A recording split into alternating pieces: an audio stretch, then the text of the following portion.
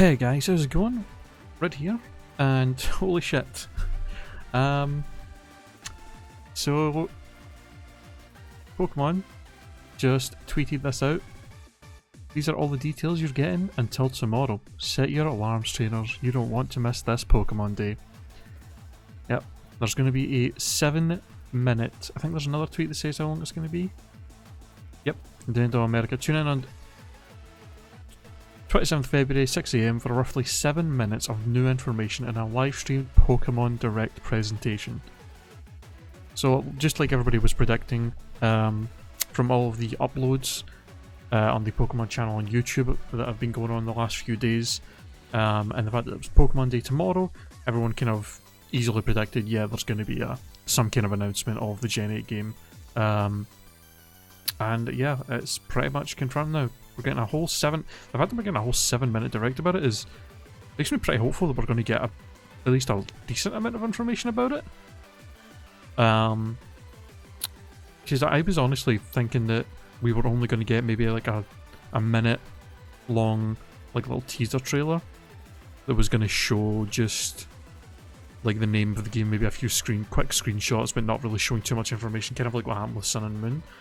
But a 7-minute direct for it means we're probably going to get the name of the game, probably going to be able to see some kind of info about the region, and maybe even see some of the new Pokemon, maybe even just see the starters. So that's pretty exciting. But the reason I wanted to make this video wasn't to just, say, oh look, this is a thing, because anybody that follows Twitter knows we'll see this. But I wanted to, I thought it'd be fun to maybe have a little discussion video about things I want to actually see in Gen 8, like maybe hopes for features that they might actually show in the game. And we're maybe not going to see any of this stuff tomorrow, but just things I've been thinking about for a while that I think would be good to see in Gen 8. And yeah, I wanted to just do a little discussion on them. So the first thing I guess that I wanted to see was some stuff from Let's Go. Let's Go was kind of a divisive game. A lot of Pokemon fans saw it as just a side game, not really anything that was going to be great. It was just sort of it was just an extra game to hold people over for Gen 8, and they weren't really that interested in it. And there was a lot of people that just thought it looked like a fun game and weren't really that, bothered about it. But one thing you gotta give credit to is Let's Go had some new features and design choices that were actually really, really good, that I would honestly love to see in some of the later games. One specifically would be the nature changer woman in Celadon City.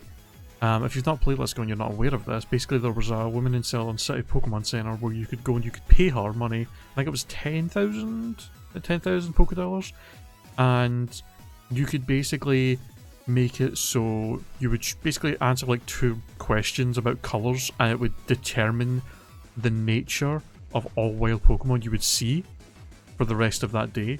So if you were like, oh, I want to, catch a bunch of Pokemon that are good with adamant nature, you could go spend 10,000 Pokédollars, get her to pick adamant, and then go and just hunt a bunch of Pokemon, and you'd always get adamant nature, no longer having to use things like synchronize or having to breed or anything like that for the specific natures that you want. You can just pay money and get the nature you want, and you could do it as many times as you wanted. So it was fantastic. It's so good to be able to do something like that. And they also, they put it like at least a little bit in the game so you couldn't just do it right away. And it does cost 10,000, so it's not something you're going to be able to do a lot during like a playthrough necessarily. But it's great for people who want to actually make good teams, like competitive teams.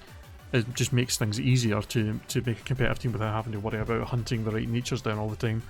So that was a fantastic thing that I hope they're going to keep in Gen 8, but we all know how good Game Freak are at having amazing features be introduced in a generation and then all of a sudden take them out for the later ones for some reason, so we'll see what happens with that. The other thing I think they should probably keep is having the Pokemon box in your bag. Being able to access basically the PC from anywhere and not having to go to a Pokemon Center every time you want to go onto your PC and change out some Pokemon was pretty nice. pretty nice feature, to be honest.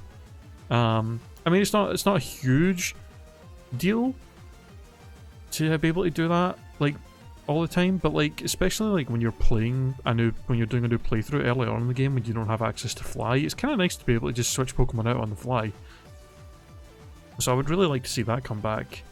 Outside of that, do actual new features that we've not seen in any games yet. I would like to see.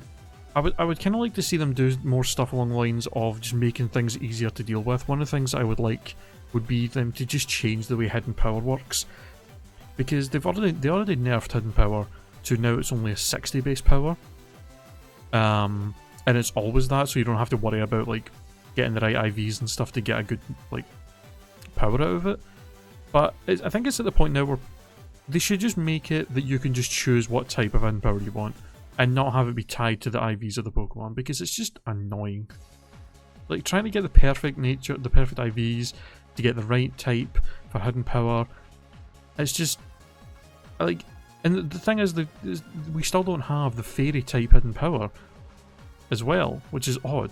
Like 2 generations of Fairy type existing, and there's still no Fairy type Hidden Power. Like what is that about? It's just so weird. So I'm hoping that they'll honestly just make it so there's just a person in the game that you go up to and you just pick a Pokemon that has the move Hidden Power and you choose what type it is. And it would also be nice if they would make it so it shows you what type Hidden Power is, because if you've got a ton of Pokemon with Hidden Power and your PC, try to remember which type of Hidden Power every single one had it's kind of annoying a little bit. So it would be nice if they would make it so you can tell which Hidden Power type you have and be able to just change it on the fly, even if they make it like cost something, so that it's not just like a free change. That would be nice. One other thing I hope they actually go back to. I guess this isn't a new thing, but something I hope they go back to is please don't have any Festival Plaza type thing again. Just go back to the simple PSS from Gen 6. It was great. It was simple to use. It was fantastic. It worked well. The Festival Plaza was just slow and tedious and confusing, and having to go to every time you wanted to do any multiplayer features was just dumb. So I'm really hoping they go back to a simple system like the PSS, and that might not even have to be the PSS exactly, just something that's along the lines of that, that's like a simple way of doing multiplayer stuff without having to load in a whole new thing just to like do some simple features. Like, it was a nice attempt to like try and make the multiplayer thing its own thing, but it just wasn't very fun to use. So I'm hoping they go back. The 2 big features, like actual new features that I want, or that I think would at least be interesting, would be is to do with types for both of these kind of, well, basically is. One of the things I would want is a new type. Now, it's not necessarily going to happen, and if it doesn't happen, I'm not going to be, upset about it. It's fair. Like, at this point, I think it's kind of hard for them to come up with a new type. And I know a lot of people say, when you bring up the topic of them making a new type, a lot of people say light as a type. I don't think that would really work for a few reasons. One of which, like, I think people say light because dark type is a thing. But the thing is, in Japan, it's not, the dark type isn't called dark type, it's called evil type. And I guess you could still say light could be a counter to evil, in a way. But the thing is, you can kind of say that fairy is kind of the equivalent of a light type, like a counter to kind of dark and evil. So I feel like it would be kind of redundant to have a light type and a fairy type. Now, the other big popular type a lot of people want, usually suggest is sound type, which I think could work. There's a lot of sound-based moves. There's a lot of Pokemon that you could give the sound type to already, as well as making new ones. Pokemon like Exploud are an obvious example, but also other Pokemon like Chingling and Chimecho would be obvious sound types, I think. And yeah, I think it would be pretty interesting. I'm not really sure what types that sound would be resistant to and be super effective against. Like, try to think of it. Like, maybe, I don't know. You could maybe argue that sound could be maybe weak to things like steel and rock, or maybe super effective against rock, because like in a cave, sound echoes through a cave and it gets louder, like it gets louder and echoes, so you could maybe have that as an argument of it being super effective against rock, you know?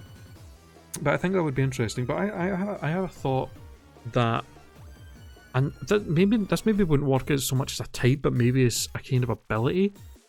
Could be like a rubber kind of thing, like maybe not a rubber type, but like an ability of some kind of a new Pokemon that has an ability that's like that's to do with rubber, where it could be that they're immune to it, they could like become immune to electric type moves if they have this ability, and also like take less damage from like physical moves.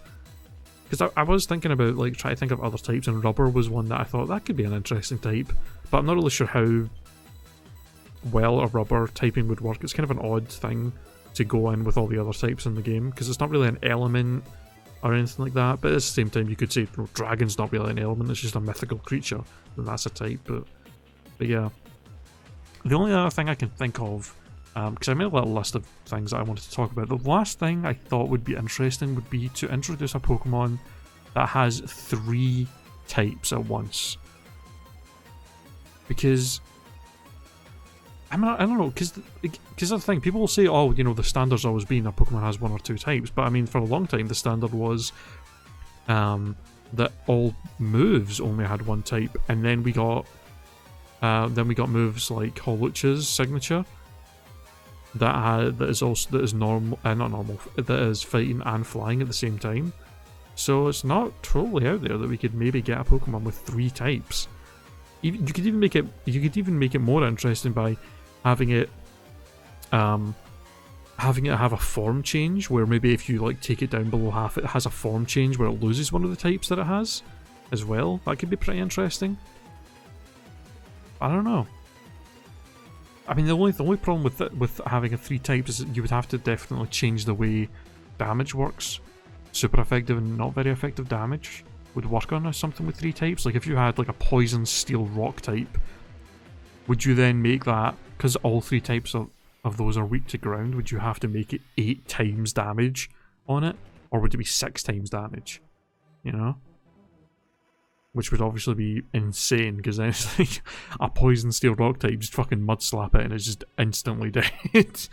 Just 8 times damage, yeah, that's just crazy.